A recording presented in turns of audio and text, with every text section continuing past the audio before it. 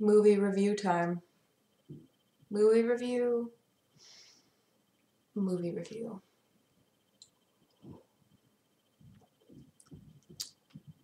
Let's talk about Bright.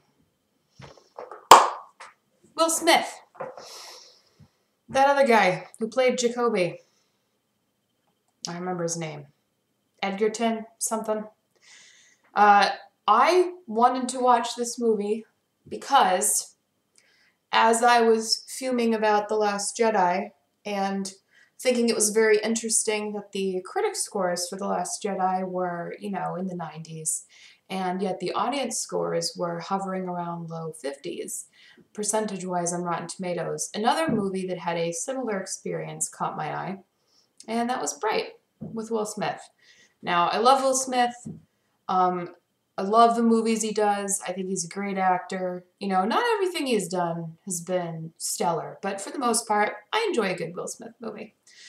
So I thought, heck, I'll watch Bright. And this stood out to me because, as I mentioned, the recent furor that I personally had and that the public generally had, I think, with Star Wars The Last Jedi, there's such a huge disparity in the critic score and the audience score. So for Bright, I have Rotten Tomatoes pulled up on my screen right now. The critic score is 30%, so it's a 3.9 out of 10. The audience score is 89%. It was higher. I think yesterday it was like 90, 91, 92. And the average rating from the audience is 4.3 out of 5. That's a pretty damn big difference. So let's talk about why that might be. I watched it tonight because I wanted to experience it for myself, and it looked really interesting in terms of premise, just because I love the Dresden Files. If you enjoy reading, you like action, you like that kind of old school detective feel, but you like some kind of fantastical elements thrown in, some humor, some very great writing. I mean, the author of the Dresden Files, he really just delights in the act of writing itself. If you enjoy reading, I highly recommend those. There's a lot of them, but you read through them like they're candy. Don't watch the TV show. Terrible. Don't waste your time. It's awful. If you disagree with me, I don't really care, to be honest with you, because I thought it was so far off from the books. It was absolutely horrendous. No more words will be spent. So, Bright reminded me of the Dresden Files world, where you have a modern situation, a modern cop law enforcement scenario coupled with these fantastical elements. And I really love the juxtaposition of modern society with fantasy, because I think it can come together in such interesting ways, and I thought that Bright held promise for that. So I was interested already in seeing it, and then after reading all these different things about the dichotomy between critic scores and audience scores with The Last Jedi and hearing this film's name mentioned in conjunction with that, I thought I would give it a try. So I watched it tonight with my husband, and we both rated it 4 out of 5. And again, critics' rating was 30%. So, I mean, let me talk about, first of all, why I thought it was great. First of all, the story itself was good. Granted, it started off with the basis of a stereotypical buddy cop movie. And in advance, spoilers if you haven't seen Bright, obviously. I don't think I should need to say this, but spoilers. Stop right now. If you haven't seen it and you plan to see it, unless you want it spoiled, I'm going to spoil it for you, okay? So, the story was good. It did have a lot of the stereotypical buddy cop things, like, oh, maybe they don't want to be working together. I got saddled with you. And then there was a couple other, it's a very gritty movie. So you have a corrupt police force operating in this realm that's almost like a parallel universe to ours, where you've got fairies and elves and orcs and dwarves all coexisting together. And they mentioned dwarves. They never even touched back on the dwarves. Um, it was near the end of the movie. At that point, I got very curious and I was like, well, I want to know more about the dwarves, but that's a side point. So the story itself, aside from starting off as a kind of basis of a stereotypical cop film, was really well written. There were twists in there that I wasn't expecting. At this point, being the age that I am, being the way Hollywood is now, you can guess at least some of the twists that are going to happen in a movie. It's inevitable. But whether or not they can make you enjoy it, or at least have some of the movie be a surprise still, to me, that's a gauge at this point in my life, whether or not I find a film worthwhile and well written. And this one did. And my personal theory is that it was a little more stereotypical and those elements were maintained because the rest of the premise was built around this kind of fantasy parallel world. And as a viewer, especially for a mass audience, you need something familiar to anchor yourself to so that you can really appreciate the new elements that were brought into it. So that for me was not such a bad thing. Just that was part of what was predictable. So you end up having, they find this wand, and I guess wands in this universe are like nuclear weapons, and only a few people named Brights can wield them, and if you're not a Bright, if you touch it, it explodes you and everything around you. So there's an element to danger to it, and the feds come in, they're trying to track down this wand. These two poor buddy cops, one of them's an orc, one of them's Will Smith, end up getting caught up in this and rescuing this elf girl named Tika, and she happens to be a Bright. It all sounds insane when I'm saying it out loud. But the characters, even those that weren't as fully developed, such as Tika, she wasn't really developed more until probably the last quarter of the film. You really get invested in this. From at this point, I kind of judge how engrossing a film is on whether or not I pick up my phone halfway through and I start like tapping on it or playing a game or going on Instagram or checking YouTube or whatever. And I started to pick it up out of habit, and then I realized I had no desire to look at my phone because the movie's pacing was so intense and there were so many details and interesting tidbits that were included that I didn't want to miss anything. And that impressed me. Like just little, even the smallest details were so fascinating. Like we were watching one scene and it showed this night sky. It was a night view of LA, and in the distance, and they didn't make a big deal out of it, it was kind of just like in the corner of the screen, there was like a dragon flying through the clouds, and it wasn't obvious. It wasn't like a witch on a broom at Halloween. It was like silhouetted against the moon, and they were like, oh my God, look at this dragon that we threw in. It was just a very subtle, like, P.S. you're not in Kansas anymore, Toto type moment where it reminds you you're not, even though you know you've seen fantasy elements, it reminds you that this is a completely different world than the one that we are currently viewing it in. And I thought that was so interesting, like the way that they executed the orcs. The main orc, whose character is Jacoby, he had so many little mannerisms and quirks. First of all, I have to say A+ for the acting for that guy. And then they'd have his ears quiver, and his just mannerisms would react to what was going on around him in the situation. And those are very small details that are easily overlooked in a lot of films today, I feel. And I thought it was really neat how they paid attention to that, and little things like there's some bad elves called the Inferni. They want to bring back the Dark Lord, etc. Of course, there's always some kind of Dark Lord when it comes to elves. So this one elf, they set him on fire to try and get rid of him. And he walks out of this gas station, he's fully engrossed in flames, and he just very calmly, pulls his coat off. And he doesn't freak out or anything, he doesn't do it hastily, and he doesn't even throw it away from him or whip it away all dramatic. Like, he just kind of takes it and he drops it away from him, and he's like standing there waiting, and then he's ready to move on. And I think that's such an interesting way to call attention to the fact that the things that they're fighting are an order of magnitude different than them in skill, just because when you have power, you don't have a need to dramatically flare or show off your power. You just inherently know you have that power.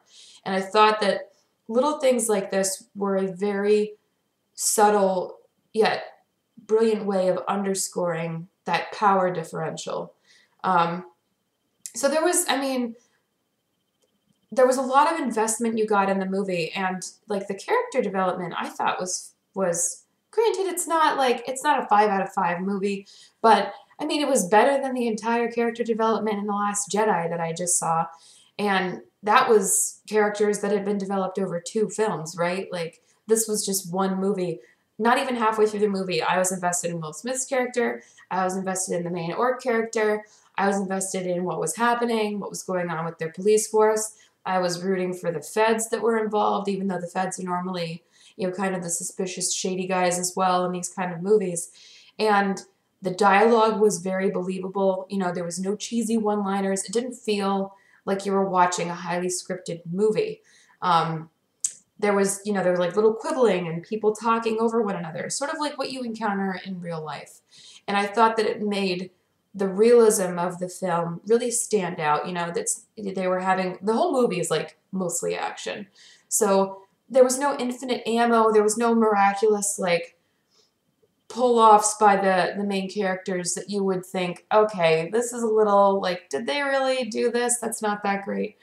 Like it was really well executed in terms of keeping it realistic, keeping it believable, hammering home that these are just ordinary police officers, ordinary guys that got sucked into this drama that was happening. And I really enjoyed the ending. I won't completely spoil the whole ending, but I thought it was very amusing, the way that they pieced it together, the way that they ended up handling it with the feds. And I will say, I found it amusing. It wasn't painted to be a funny ending. I particularly just found it amusing because of how they had handled it, but it wasn't amusing in a bad way. It was well done.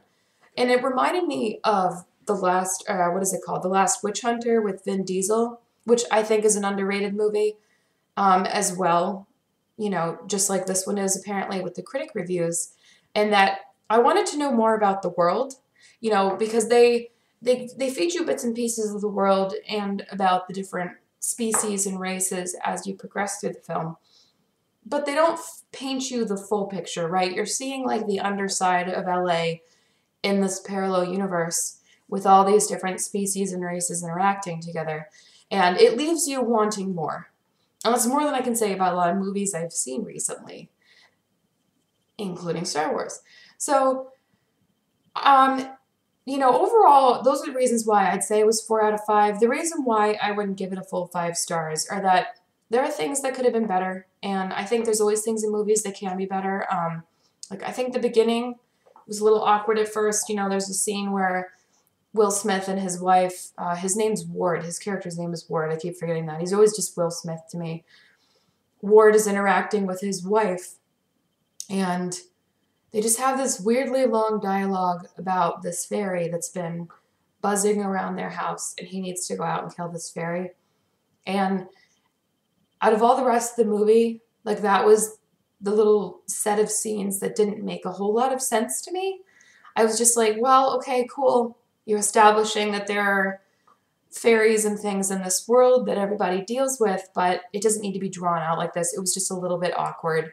That may have just been me thinking it was a little bit awkward. I thought it was a little awkward at first. The Dark Lord character, so the whole villain story is that Noomi Rapace is playing this elf named Layla, and she wants to bring back the Dark Lord with her, her cronies or whatever. And her character wasn't really developed all that well. You don't really know what her motivations are, where she came from, what's going on. All you know is that she wants to bring back a Dark Lord and she needs a wand to do it. And they don't really explain why. And apparently she had the wand before the movie started, and then she gave it to someone to use to kill this other elf. So I was watching that and I was like, well, if she needs the wand to bring back the Dark Lord, she already had the wand. Why didn't she bring him back then? Like, that was a majorly unanswered question for me, and maybe I just missed that answer somewhere.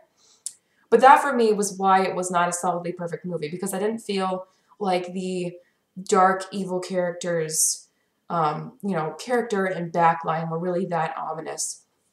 And that was probably, I would have to say that was really the big thing I didn't like about it. Some parts of it felt a little rushed, but there was a lot of action to jam into that movie. And overall, it was very enjoyable to watch. I could not predict every twist and turn that it took. And it left me wanting more of the characters, more about the world, more of the backstory, like I just mentioned. Like, if I didn't care, I wouldn't care about knowing the backstory for this elf and this Dark Lord. But they talk about how the 9 races, united by the power and the spirit of this one orc. And he rallied them all together, and then they fought and threw off the Dark Lord. And you're left wondering, like, where does this world, where did they come from? Was this like the Lord of the Rings, 2,000 years in the future in like modern day society? Like, did Frodo and Bilbo exist at some point in this universe? Is the Dark Lord Sauron? Are they just not using the word Sauron because of Tolkien copyright issues? But the point is, it left you wanting more. And I don't really understand why the critic reviews were so awful. And I'm just looking at them right now. And the critic consensus on Rotten Tomatoes says Bright tries to blend fantasy, hard-hitting cop drama, and social commentary, and ends up falling painfully short of the mark on all 3 fronts.